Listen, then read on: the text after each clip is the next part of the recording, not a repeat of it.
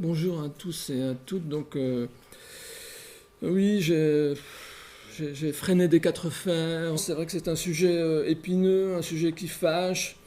Ça se termine souvent mal. Je me fais traiter de tous les noms. Mais essayons donc de réfléchir sereinement à cette question. Like, dislike.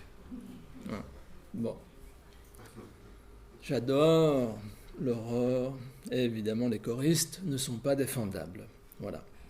Et c'est vrai que la prolifération des réseaux sociaux a accentué la publicité du jugement de goût, et puis son côté lapidaire aussi. Hein, le pouce levé ou le pouce baissé, évidemment... ça a quelque chose de violent, de définitif, qui favorise donc la dispute. Alors, je vous propose une intervention, voici son plan. D'abord faire le point sur le côté théorique de la question. La guerre entre deux courants, alors c'est une guerre universitaire, mais elle déborde largement le cadre de l'université. On la trouve dans la société en général, entre, si vous voulez, entre la pragmatique et la sémantique, quoi. Est-ce que je considère le film tout seul, ou alors est-ce que je considère le film tel qu'il est vu, discuté en société? Et puis je mettrai l'accent sur la notion de paradigme cinéphile, c'est-à-dire les manières d'aimer. Il y a tellement de façons de s'intéresser au cinéma, pourquoi on privilégie une seule? Et puis donc le grand fantasme critique qui est la performativité du jugement, c'est-à-dire le fait de transformer le film dont on dit qu'il est bon en bon film. Fantasme dont on étudiera un petit peu la vraisemblance. Et puis une dernière partie sur la spécificité contemporaine, ce qu'on appelle cinéphilie 2.0. Est-ce que ça change quelque chose? Est-ce que c'est vraiment révolutionnaire? Est-ce qu'il faut changer ses habitudes? Voilà. Alors. Eh oui, le P et pas le C. Ça, c'est capital. Et la plupart du temps, dans les médias, dans l'espace public, quand on cite ce proverbe, on remplace le P par le C. Du coup, voilà, ça casse un peu tout. L'expérience montre que très souvent, on discute et on dispute. Pourquoi ça donc là, c'est plus le P, c'est le R. Hein. Il y a un R de différence et tout est changé. Quoi. Évidemment, quand on s'installe à une table, quand on rencontre des gens, qu'on dit « Ah, moi j'adore Besson !» Moi j'adore Bresson. Voilà. Donc, qu'est-ce qui se passe? Eh bien, évidemment, en affichant ses goûts, on devient quelqu'un d'autre. Il suffit de penser à Facebook, il suffit de penser au réseau, au nombre d'occasions qu'on a d'afficher ses goûts, et puis à la traduction que va faire l'entourage donc, de ses goûts en personnalité. Classe et classe. Et si je mets Besson au-dessus de Bresson, vous allez en déduire des choses sur moi et inversement. Donc. Alors, classe et classe, c'est une phrase qui est tirée de La Distinction de Bourdieu. La Distinction est un livre paru en 1979 qui a gardé quelque actualité, je pense, même si les résultats sont désormais un petit peu faux, surtout en ce qui concerne le cinéma. L'esprit du livre, je crois, est toujours d'actualité. C'est-à-dire que afficher, promouvoir, défendre ses goûts ne se fait pas innocemment. Même si en France, on a tendance à autonomiser la sphère artistique, à penser qu'elle est complètement coupé des différences de classe, des différences de genre, des différences de sexe, des différences d'âge, des différences de couleur de peau, etc. On a tendance à l'autonomiser comme ça, à l'idéaliser, à en faire une nouvelle religion. Force est de constater que dans l'exercice normal de la vie quotidienne, ça ne se passe pas du tout comme ça. L'art est encore lié à la carrière professionnelle, à la carrière amoureuse, à la carrière amicale, à la carrière familiale. On peut faire le gentil garçon ou la gentille fille en suivant les goûts des parents, on peut s'opposer à eux en ayant d'autres goûts, etc. C'est toujours lié, qu'on le veuille ou non, à la vie quotidienne. Et donc quand je lis ça, on est au cœur de la question, surtout pour, je pense pour vous, là. Quand je lis ça, moi, mon collègue Pierre Jourde, en matière de littérature, pas en matière de cinéma, mais la transposition est facile. J'avoue que c'est une source de conflit entre mes collègues et moi-même. On n'a pas tous la même réaction face à des phrases comme celle-là. Il y en a qui trouvent ça tout à fait normal, ce comportement de professeur de Pierre Jourde. Et d'autres qui, comme moi, ne sont pas d'accord avec cette attitude. Voilà. Donc quand des étudiants de première année viennent me voir et me demandent ce qu'il faut regarder, moi je leur réponds, regardez ce que vous voulez. Je ne suis pas là pour vous conseiller des films à voir, je suis là pour former votre regard. Ce qui n'est pas la même chose. Vous savez, c'est comme dans cet autre... c'est pas un proverbe, mais c'est... il y a une grosse différence entre, lorsque on est confronté à quelqu'un qui a soif, entre lui apprendre à creuser un puits et lui donner un verre d'eau. Voilà. Moi, je serais plutôt du côté du puits, parce que c'est peut-être pas l'eau qu'il aime, c'est peut-être autre chose. Et donc, à quoi bon conseiller des films ? Ou alors dans un esprit cynique, vous savez, pour réussir à l'université, il faut voir tel genre de film, pour s'intégrer dans tel milieu, il faut que vous ayez vu tel autre film. Ça, je trouve ça terriblement froid et cynique. Je pense que le cinéma peut servir à d'autres choses que décrocher un poste. Donc, je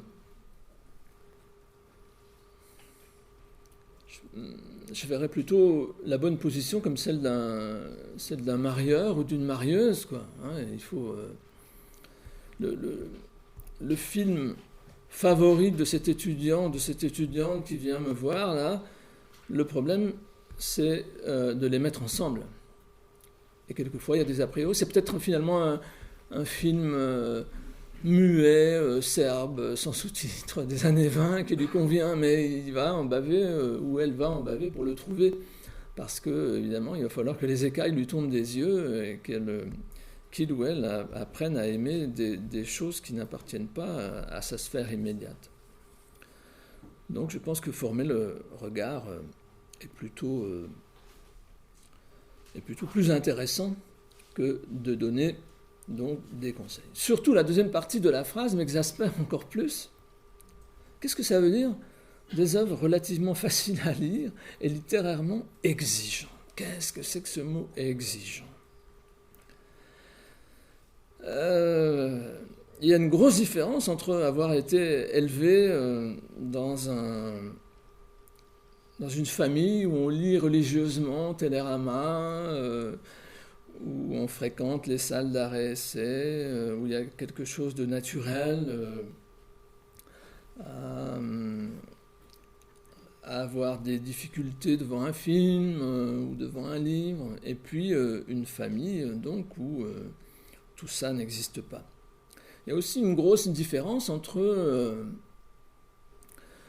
les pratiques de fans et puis les pratiques d'amateurs occasionnels. Ce littérairement exigeant. On pense, nous, évidemment, tout de suite à, littéralement exigeant, je sais pas moi, Ulysse, de Joyce, par exemple. Alors c'est compliqué, parce qu'il a c'est 10 narratifs, il y a des inventions de mots, etc. Donc c'est exigeant. Mais on est victime d'un cliché là, c'est pas vrai. Je pense que les films de super-héros sont tout aussi exigeants. Quand vous regardez un Iron Man ou un Batman sans rien connaître des univers Marvel ou DC Comics, ben, vous êtes comme un fan de Marc Levy qui attaque Ulysse pour la première fois. C'est-à-dire vous passez à côté d'un tas de choses gigantesques. Mais évidemment, c'est un peu scandaleux de dire ça. Pourtant, c'est la même chose. L'exigence n'est pas forcément liée à la modernité, à la déconstruction et à l'avant-garde. L'exigence, ça peut être une exigence de culture. On peut le vérifier dans le plus grand forum de discussion du cinéma de France, qui est le forum de Mad Movies. C'est le plus fréquenté, c'est là où il y a le plus de discussions. Il y a beaucoup de fans de films de genre et de super-héros qui sont allés à l'université. Les discussions sont parfois vraiment impressionnante. On se bat à coups d'auteurs très réputés, de philosophes, et il n'y a pas de raison de laisser cette notion d'exigence là à une seule sphère. Alors, je disais tout à l'heure, il y a une sorte de guerre entre sémantique et pragmatique, c'est-à-dire est-ce qu'un film c'est un texte, ou bien est-ce qu'un film c'est donc une pratique. Si par exemple là je branche sur un film et que tout le monde sort de la salle, est-ce que je peux dire que c'est encore un film qui passe? Quelle différence il y aura entre le film qui passe sur l'écran et puis les néons qui sont au-dessus de nos têtes? Là aussi c'est un clivage entre mes collègues et moi-même. Moi j'aurais tendance à dire que c'est la même. Il n'y aura pas de différence entre les néons et le film qui passera parce qu'il n'y aura personne pour le regarder.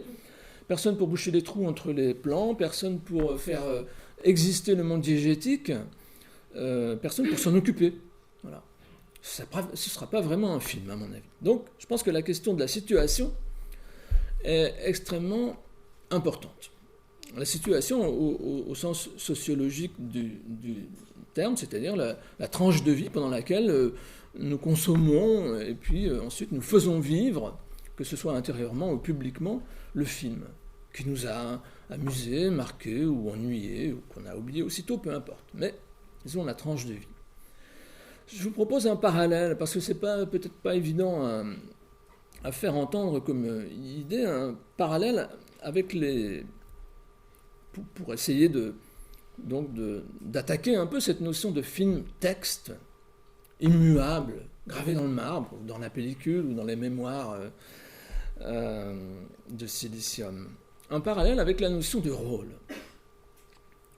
Franchement, alors on parle toujours de la personnalité des gens, de leur unicité. Est-ce que c'est pas non plus un fantasme inatteignable que cette unicité de la personnalité, sachant le nombre de rôles qu'on a à jouer dans des sociétés comme les nôtres? Donc, le rôle genré, le rôle familial, le rôle professionnel, le rôle situationnel. Est-ce qu'on ne cesse pas tout au long de la journée, tout au long de la vie, de changer de casquette? Pourquoi donc ce ne serait pas la même chose pour le texte filmique, d'autant que lorsqu'on change de casquette, on mobilise des valeurs qui quelquefois sont en contradiction les unes avec les autres. Mari et amant, formateur formé, je me demande s'il n'y a pas là quelquefois des valeurs en conflit, si on veut bien jouer son rôle. Pourquoi n'irait-il pas de même avec les films qui, en passant non seulement d'un média à l'autre, mais d'une situation de consommation à l'autre, changent eux aussi. La bonne preuve en est les étiquettes génériques. Alors ça marche un petit peu mieux avec l'anglais qu'avec le français, j'en suis navré, mais regardez ces étiquettes qui sont courantes de l'autre côté de l'Atlantique. quand le film a été labellisé Family Movie, je sais que j'aurai un peu de grain à moudre, je ne vais pas tout à fait m'ennuyer, et puis que mes enfants seront contents. Je peux même emmener les grands-parents. Lorsque j'amène les grands-parents pour voir Shrek, par exemple, ils sont contents parce que Shrek, je crois que c'est le deuxième volet, commence par un clin d'œil appuyé à The Sound of Music, donc la mélodie du bonheur. Donc, les enfants ne peuvent pas reconnaître le clin d'œil à Julie Andrews dans la mélodie du bonheur, mais les grands-parents qui l'ont vu à sa sortie, ou les arrière-grands-parents, ils peuvent reconnaître. Donc toute la famille est contente. Je sais que je peux... Bon. Celui qui est labellisé, en général par les internautes, c'est pas écrit sur l'affiche, mais de nos jours, c'est très facile d'avoir ce genre de label. Celui qui est labellisé Date Movie, je sais que pour un premier rendez-vous amoureux, je peux y convier l'être aimé. C'est un film qui va pas...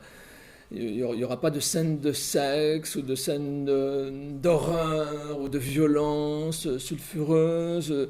Je sais que ça va être relativement neutre et qu'en même temps ça va fournir un sujet de discussion parce qu'il y aura quand même une histoire d'amour. Homo ou hétéro, peu importe, mais il y aura quand même une histoire d'amour, donc je pourrais ensuite embrayer si la conversation flotte. Alors ça t'a plu, etc. Je sais que ce film sera fait pour la situation.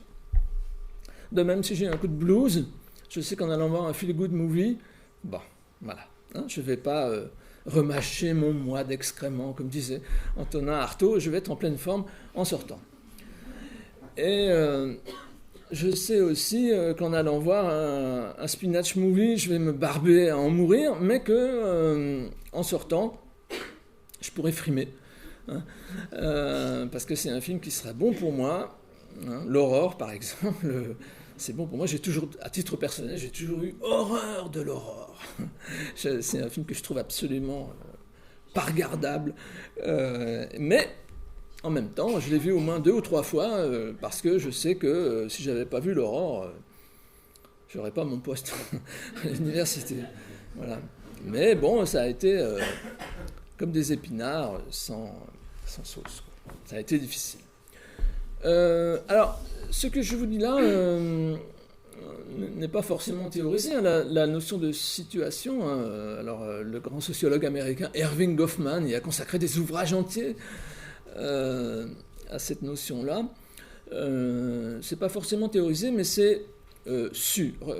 Alors j'aime beaucoup une thèse qui est en accès libre sur le web, sur le site de l'Université de Lorraine, ou bien en passant par ma liste de liens. Une thèse que j'aime beaucoup, qui est la thèse de Laurent Kasprowicz, une thèse sur la consommation courante des films. Et écoutez ce que dit donc cette personne qui est interrogée. Voilà, hein.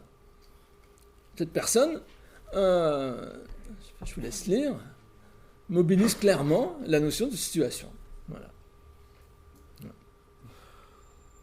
Il y a la situation dans laquelle la personne accepte de payer une dizaine d'euros parce que ça va être du grand spectacle, etc. Et puis, il y a la situation dans laquelle la personne n'accepte pas de payer, elle préfère pirater. Hein, au long des 500 pages de cette thèse, il y a des témoignages extraordinaires de personnes qui oscillent entre le payer, ne pas payer, tricher, ne pas tricher, etc. Mais à chaque fois, on mobilise donc un faisceau de préférences qui est un petit peu différent. Alors vous allez me dire, ouais, mais ça c'est la vie quotidienne, je vois pas ce qu'il y a, je vois pas le rapport avec les qualités intrinsèques du film. Qu'est-ce que c'est que ça, les qualités intrinsèques du film? Est-ce qu'une telle chose existe? Moi, je ne crois pas. Vous retrouvez cette attention à la situation, en fait, partout. Même dans des sphères qui sont réputées hyper textualistes, c'est-à-dire des sphères qui méprisent la notion de situation, qui méprisent la différence entre voir un film avec son amoureux, voir un film avec ses enfants, des gens pour qui ça n'a aucune importance, qui affectent de dire ou de penser que ça n'a aucune importance, mais c'est pas vrai.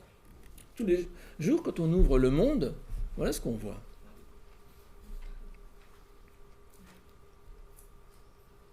0, 1, 2, très bien. Qu'est-ce que vous voyez dans 0, 1, 2 ? La notion de situation.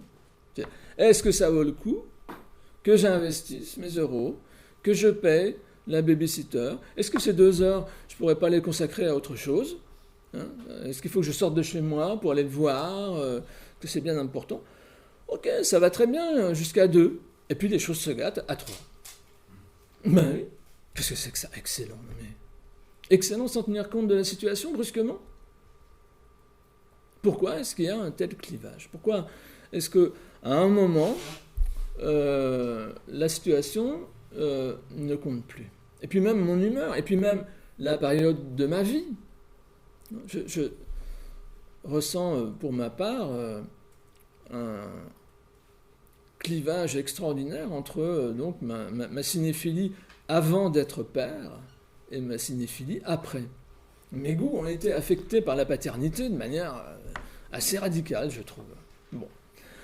Il n'y a pas que cette expérience qui affecte les goûts.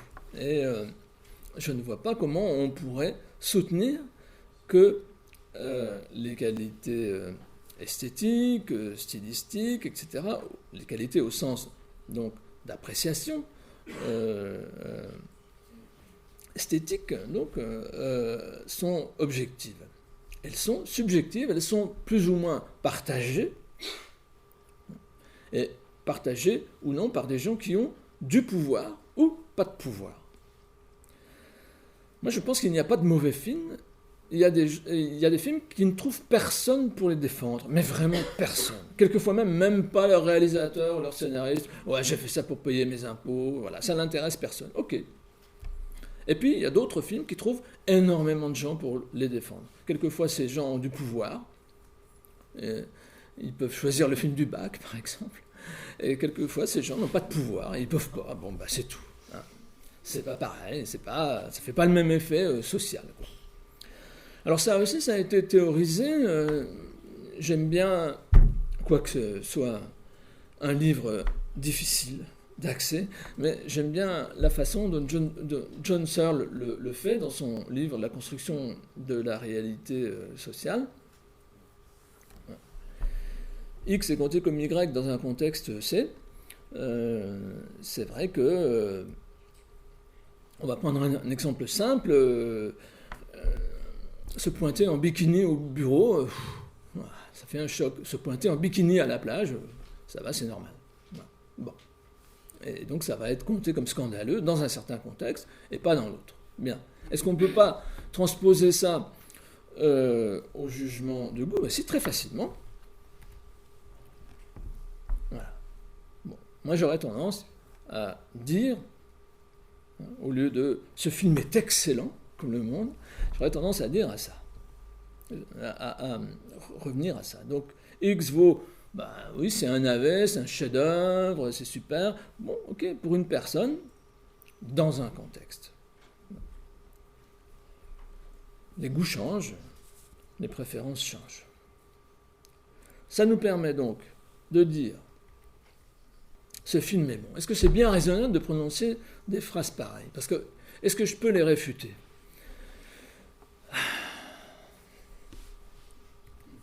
En revanche, si je mets ce qu'on appelle un embrayeur, si je me protège, c'est vrai que vous avez tous fait l'expérience à table un soir de dire « Ah, ce film est vraiment extraordinaire ».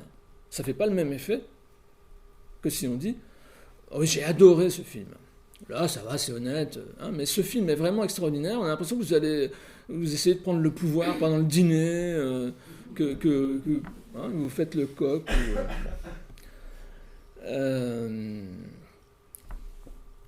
Je pense que ça, c'est mal dit. Voilà. C'est mal dit parce que la notion de valeur, telle que la pratique le monde, là, un film excellent, détaché, stratosphérique, quasi métaphysique. D'ailleurs, très souvent, le vocabulaire de l'esthétique rejoint le vocabulaire de la religion. Hein. Il y a un ineffable... une intuition qui mène à des mondes que seuls les gentilshommes de bon goût peuvent explorer. C'est vraiment quelquefois le vocabulaire de la religion et pas seulement dans les textes d'André Bazin. Je pense que ce film est bon, c'est pas réfutable. Je vais pas vous dire, vous êtes sûr là, comme vraiment vous êtes honnête avec vous-même, vous pensez vraiment que vous l'adorez, que vous l'emmèneriez sur votre île déserte. Donc, moi, je préfère dire, c'est plus sensé, puis c'est l'objet donc de la communication de ce matin. X satisfait au critère Y, donc il est bon. Et je pense que quand on dit ça aux élèves, quand on leur explique le critère, et comme l'avait déjà remarqué Pierre Bourdieu dans la distinction, les critiques n'expliquent jamais leurs critères, c'est-à-dire que ça, ils ne sont pas prêts de vous apprendre à creuser un puits, hein, c'est sûr. Donc quand on explique ça, je crois que ça marche parce que c'est réfutable, donc au sens scientifique et popperien du terme, c'est réfutable, donc on peut discuter. Et je reviens un instant au forum de Mad Movies. Les fans passent des journées entières à faire ça. Voilà. Leur critère, souvent, c'est l'adéquation au canon générique. Par exemple, est-ce que c'est du fantastique ou de la science-fiction? Bon, alors là, bang, bang, bang, bang. Des pages et des pages et des pages. Ok, ça se conçoit, parce que c'est pas évident, quelquefois. Alors, je vous donne tout de suite un exemple avant de théoriser un tout petit peu cette question des critères. Donc, le mot bon, on devrait dire bon à, ou bon pour. On disait jadis bon pour le service. Ou bon à faire ci, bon à faire ça. On devrait faire la même chose pour les films. Voilà. 2 petits exemples. Alors, la vie d'Adèle d'abord. Quand on se connecte sur yag.com, le média des LGBT, on a des critiques comme celle-ci. Si Keshish avait songé à demander à des lesbiennes leur avis sur les positions sexuelles utilisées par les actrices, j'ose espérer qu'on ne se serait pas retrouvé avec ce genre de scène. Voilà. Sous-entendu, le film est nul. Pourquoi? Parce qu'il n'est pas conforme à la réalité moyenne des échanges donc homosexuels. Sous-entendu, donc le critère est implicite, il n'est pas explicite. Je demande au cinéma de me parler du monde. Et du monde que je ne connais pas, mais aussi du monde que je connais. C'est vrai que c'est un réflexe qu'on peut avoir tous et toutes. Hein. C'est un réflexe tout à fait légitime. Souvent, quand je vois un film où il y a une scène qui se passe à l'université, ou un film dont le héros est un prof d'université, ça m'énerve. C'est pas bon. Je me dis, ceux-là ne sont jamais allés à l'université, comme quand Mathieu Amalric joue un prof de lettres dans le film des frères. Ça y est. Voilà, vous êtes plus. Voilà, je me dis que ni ses frères, ni Philippe Géant qui a écrit le scénario, ils n'ont jamais mis les pieds à l'université, ils ne savent pas ce que c'est qu'un prof de lettres. Rien, il n'y a aucun rapport. Voilà. Ça n'empêche pas que ça peut être un bon film par ailleurs. La question est la question du critère. Un autre exemple, donc, avec le photogramme du dessous, qui est extrait de Before Sunset, un des 3 films de la trilogie de Richard Linklater, Before Sunrise, Before Sunset, After Sunrise. Une trilogie, donc, sur un couple d'amoureux. Et il se trouve que dans le 2e volet de la trilogie, qui est celui-là, ils se retrouvent après une longue séparation, et c'est quasiment un film en temps réel. Ils se baladent dans Paris pendant 1h30. Voilà. Et le film s'est fait tailler un costume par le New Yorker, donc le critique maison Richard Brody dans le New Yorker a dit c'est nul. Hein. Parce que, donc, on les voit dans une petite rue du quartier latin, ils tournent à gauche, hop, ils sont dans le Marais. En plus, la plus longue promenade, elle passe devant chez Shakespeare & Co. Et bien sûr, tous les critiques américains, new-yorkais, ont passé du temps à Paris et ils sont tous allés chez Shakespeare & Co. Donc ils connaissent bien le quartier. Voilà. Et donc c'est un mauvais film parce qu'il ne respecte pas la géographie de Paris. En même temps, je me dis que je peux très facilement utiliser le même critère que Richard Brody, mais lui renvoyer dans les dents parce que je me dis, ce film est au contraire très réaliste, parce que lorsqu'on est amoureux, vraiment, et qu'on se promène bras dessus, bras dessous, on a l'impression que les lieux surgissent, on a l'impression de se perdre, et on ne mémorise pas du tout l'itinéraire. En cas de coup de foudre, je vous mets au défi de reconstituer l'itinéraire exact de la promenade que vous avez faite en découvrant combien l'être aimé était symétrique ou complémentaire, etc. Donc, finalement, j'aurais tendance à dire « Richard, tu ne sais pas utiliser ton propre critère. Hein » Parce que le film n'a pas pour objet de décrire Paris, n'importe quel plan le fera mieux que lui, mais il a pour objet de décrire ce que c'est qu'être amoureux et mettre en péril la vie qu'on vit pour donc sacrifier à la passion amoureuse. Voilà, donc ça c'est juste un critère. Hein. Je veux que le film soit conforme au monde. Il est hyper courant. Hein. Je me souviens que Libération avait démoli le film Paris, I Love You, ou I Love Paris, je ne sais plus. Le film à sketch où chaque sketch représente un arrondissement de Paris. Ça manque de black, ça manque d'asiate. Je cite Libération et sa délicatesse, avait dit le critique. Comme si le film devait respecter le pourcentage exact de black. Alors à partir de quand on est black? À partir de... Il faut que la peau soit foncée comment pour être black? C'est horrible, quoi. C'est le scandale absolu à mes yeux. Mais bon, disons que le critique avait exhibé, une fois de plus, sans le dire, son critère. Il faut que le film ressemble au monde.